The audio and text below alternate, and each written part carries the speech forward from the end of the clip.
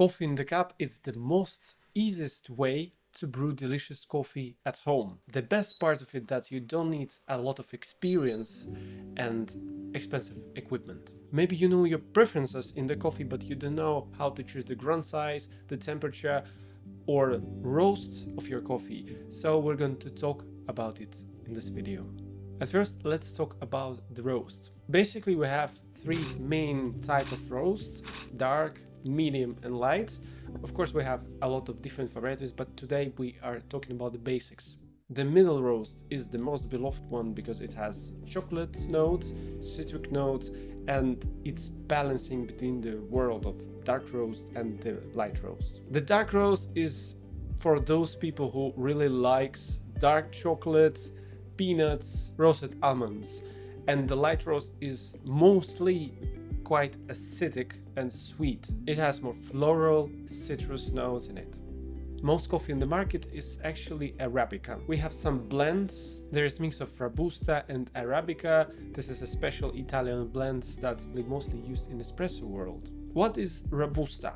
Robusta is the different sort of the coffee. With a flavor, it's stronger, harsher, with earthy, woody, nutty, and sometimes bitter, rubbery notes. It has less acidity and more body and texture. Arabica generally more smoother, sweeter, all of notes of fruit, sugar, and higher acidity. And that's why we have mostly Arabica or some blends with a very small percentage of Robusta.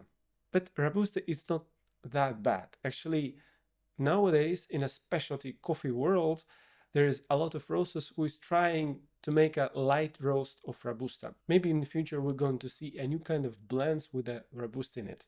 We have a lot of grocery stores, and in there's a huge variety of coffee with no label of roast level, but there's like from 6, sometimes from 4 till 12, 13, 14. At first you need to see the number on the package. If you see 4 or 6 or 5, mostly it's light roast, but actually the roaster who's roasting coffee for grocery stores, even the light roast can be graded as a medium light roast in a specialty. But okay, number 7 till 10, it will be medium and medium dark roasts.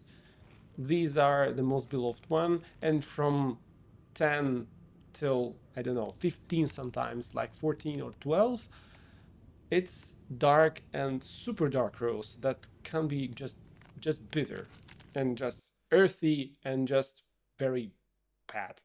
The main problem in the grocery store beans are not in the taste. You can find really tasty beans, but they are just old. The expiry time period for the coffee beans are actually 2 years. Some of the roasters are writing down the date of the producing and the date of expire, but mostly you can see only the date of expire, and you can just calculate 2 years before the date of expire to understand how old are these coffee beans. Best coffee beans that you can find, it will be month or 2 months, and they are just fine to drink. But I strictly recommend to go to the local roasters. For example, I'm living in the Netherlands, and there is a nice roastery called Vakuli, and they're making nicely roast coffee. And when you have a subscription, you're receiving your coffee monthly or with a different time period you chose. So these coffee beans will be much higher quality and much tastier than all the beans in the grocery stores. Okay, let's think that you chose your beans. Next, we need to talk about grinding. The grinding is very important part of the brewing the coffee because the beans need to be prepared. Of course, we don't want to spend a lot of money on the grinding thing just to brew coffee in the cup. So we will discuss 3 cheap options. First will be the blade grinders. The second will be ceramic hand grinders, actually mostly from Hario. And the third one will be cheap burr stainless steel grinders. What is the difference between all of them? So let's start with the blade grinders. They actually just chop beans randomly with the spinning blades. Unfortunately, you end with uneven particle sizes. This kind of particles that we call fines. So blade grinder makes a lot of powder or fines, and sometimes make big chunks of coffee beans. What is the best way to have a good extraction? It's to have even coffee grind, because small particles are extracting faster than the bigger ones. That's why coffee from the blade grinder will be taste bitter, earthy, very unpleasant, and very watery. Because of the very high speed of melting, coffee gets burned inside. It just gets warm and the oils are get burned. So if you have a good beans and you have a bad grinder, you're just gonna to ruin your whole experience of having a great cup of coffee. The second one is a ceramic hand grinder. Actually, the most known is from Hario, who actually invented the V60. Their blades can wear differently, and this makes consistency uneven. That's why when we're choosing grinder, we are going with the stainless steel burrs. I forgot to say about why the grinders with the stainless steel burrs are better. At first, because they're made from stainless steel and they wear off after a long period of time. My K6 that you're going to see later in this video, I can show you. It's here actually. It's amazing grinder for filter coffee and as well for the espresso. That's I'm saying right now. You need to pay attention which burrs you're buying, because you can buy very cheap something from AliExpress and it's gonna to just be sometimes maybe worse than the ceramic burrs, because of this construction of the blades will make an even grind. And hopefully nowadays we have a lot of cheap burr grinders that can do a very nice consistent grind, and especially cheap grinders for king grinder. So okay, let's back to the video. And the happiest part of it, that there's a lot of good and cheap conical burr grinders that can make wonderful cup of coffee. The best cheap grinder that I can recommend is the King Grinder K0 or K2. They actually have difference in the price of 20 euros and they are fully capable of making very nice pour over or coffee in the cup. The grind size of the coffee that you're looking for is the consistency of the sand. If we grind dark roast coffee, the particles will be bigger. If we're grinding for the light roast, we should go finer. And that's why. When actually coffee delivered to the roasters, it's actually in a raw condition. It's called green coffee because it's actually green. And then they're starting the process of roasting. Longer you roast, it will more caramelize and it will be more darker. And when you roast or burn something, it gets even fragile. So the problem of dark roasts and why we can't go finer, because the beans crush very easily. And because of this fragility, dark roast has more fines. Here we are again. So when we have small particles and the large particles, it's like just logic. The small particles gets extracted faster than the larger one. So that's why we need to go coarser with the dark roast, to prevent this extra bitterness from the small fine particles. That's why medium roasts are the best one actually for most of the people, because you don't need to grind fine enough as for light roast coffee, and you still get the best flavor options like caramel, chocolate, florals, and sometimes quite high acidity from the world of light roast. Maybe you have a question why you need to grind fine for the light roast. Because the same problem like with a dark roast, we have bigger particles, we have smaller particles, but the difference between dark roast and light roast are just the roast. So because the light roast are roasted less, we have this more acidity, and when we have a lot of bigger particles, we need to grind finer and get with this smaller fines, more fruity, floral, again pleasant sweetness in the cup. About the light roasts, actually, if you like very acidic coffee or just acidic with notes of fruit, florals, sometimes really extravagant coffee with a lot of passion fruit, And that's gonna taste really like a fruit in a cup. So, but this is a tier of specialty coffee. And sometimes, of course, it costs way more expensive than the dark roast or medium roast. Okay, we talked about type of the coffee roast and grind size. Let's talk about temperature. Temperature plays a significant role in coffee extraction. We're gonna start with the most easier to brew. It's, of course, medium roast. The temperature interval for the medium roast is actually from 90 till 94 degrees. And I'm now saying about temperature of the water. Of course, the temperature in the cup will be less because cup is taking a little bit of heat. But the most important, how hot is your water? For the light roast, actually, we're going from 93 till 97, 96. But there's one thing.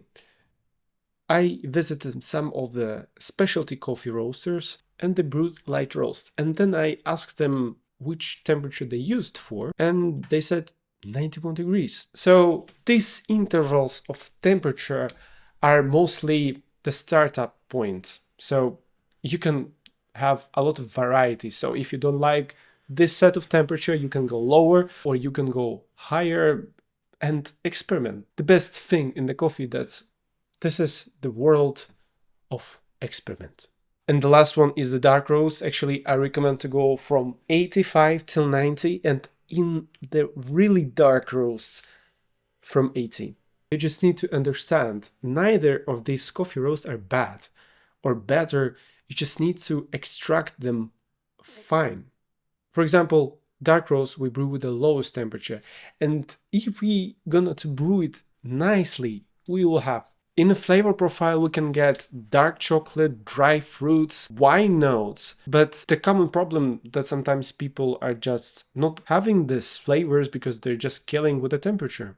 And for the light roast, you need to have a good grinder for a good consistency and the clarity of the cup, because with a good grinder you will get off this muddiness of the cup and you will receive good notes of florals and exotic fruits. I didn't say a lot about the medium roast because it's the most beloved coffee that you can taste in your life, because it has chocolate in it, sometimes people saying like a coffee flour. It has acidity that is pleasant. You can say, yeah, cool, temperature, right, but how can I understand when is the right temperature without special equipment?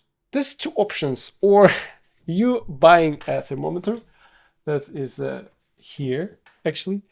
This nice thing which I used in this video, but I made an experiment about which I'm going to talk right now, how to understand approximate temperature in your kettle.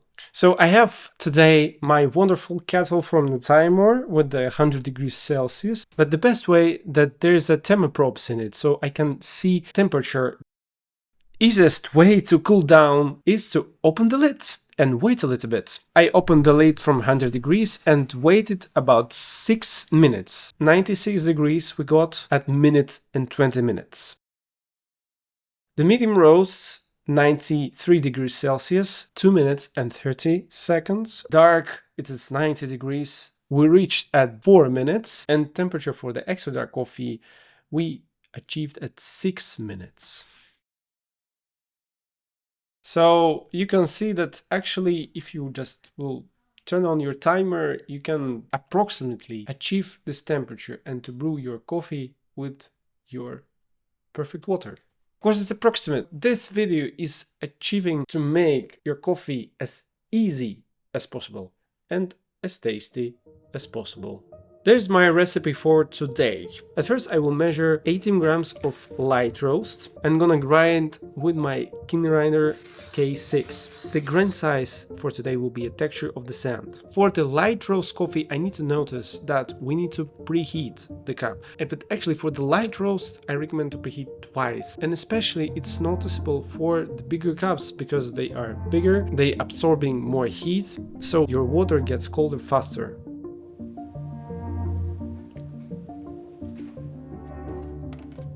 I'm saying about that because I know that the people are drinking big amounts of coffee, 200, 250 milliliters, some 300 or 400 milliliters of coffee. So I'm preheating twice to minimize the loss of the temperature. Here's my kettle of 100 degrees Celsius, and then I'm just waiting when it reaches 96, and then I'm just pouring to the cup.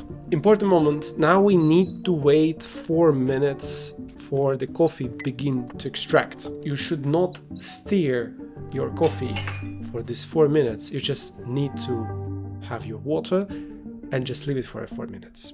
This layer of the coffee grounds acting as a lid under which the water extracts flavors through the immersion. So if you stir too early or you're going to mix your grounds, you're going just to speed up your extraction and it will be uneven and will taste harsh, bitter, sometimes too sour. So we finally reached this 4 minutes timer. Now we're just taking off this coffee lid and yeah, the coffee is ready. Last important thing about brewing, your extraction continues. So it's not like espresso, or it's not like V60 or pour over. Your coffee stays in the cup. When coffee is contacting with the water, it's all the time extracting. When the temperature is higher, it extracts faster. That's we have cold brew, in which technique even the coffee extracts in cold water.